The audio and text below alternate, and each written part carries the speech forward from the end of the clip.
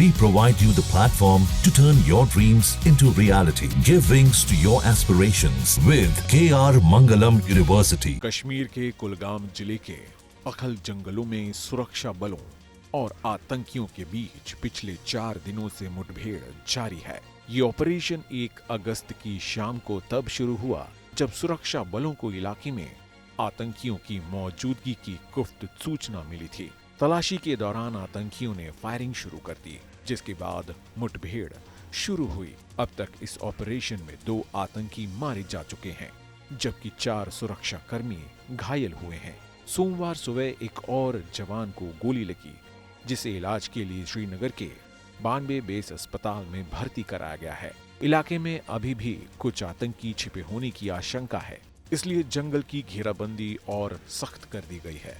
Operation को सफल बनाने के लिए सेना और पुलिस के सीनियर अफसर खुद मौके पर मौजूद हैं। निगरानी के लिए ड्रोन, रुद्र हेलीकॉप्टर और हाईटेक उपकरण लगाए गए हैं। साथ ही पैरा फोर्सेस को भी ऑपरेशन में लगाया गया है, ताकि आतंकियों को भागने का कोई मौका ना मिल सके। इस मुठभेड़ में मारे गए 2 आतंकियों में से एक की पहचान पुलवामा निवासी हारिस नाजिर डार के रूप में हुई है। हारिस को C कैटेगरी का आतंकी माना जाता था और वो 14 लोकल आतंकियों की उस लिस्ट में शामिल था, जिसे खुफिया एजेंसियों ने 26 अप्रैल को पहलगाम हमले के बाद जारी किया था।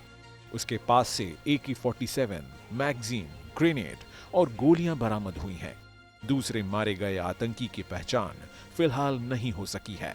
इस मुठभेड़ को लेकर अब तक ये साफ नहीं है कि जंगल में कुल कितने आतंकी छिपे हुए हैं, लेकिन लगातार ऑपरेशन चलाकर सुरक्षा बल उनकी तलाश में जुटे हुए हैं। ये मुठभेड़ जम्मू और कश्मीर में एक हफ्ते के अंदर तीसरी बड़ी मुठभेड़ है। इससे पहले 28 जुलाई को ऑपरेशन महादेव के तहत लीडवास के जंगलों में 3 आतंकियों को मार गिराया गया था।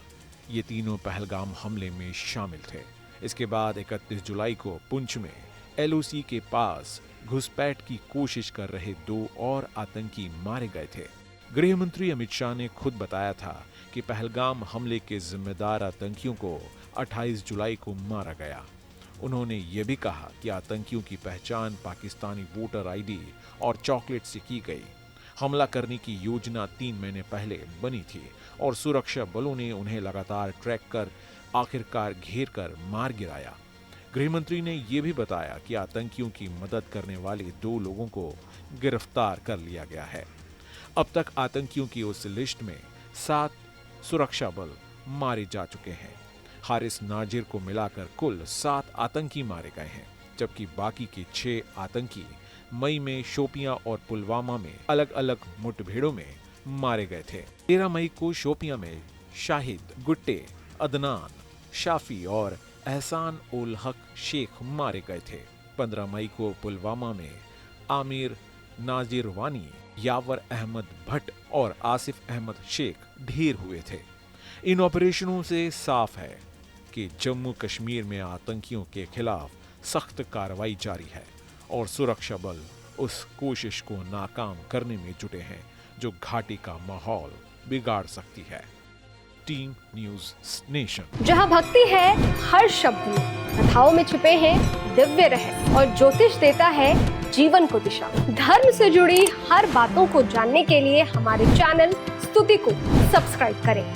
चैनल पर जाने के लिए इस लिंक पर क्लिक करें।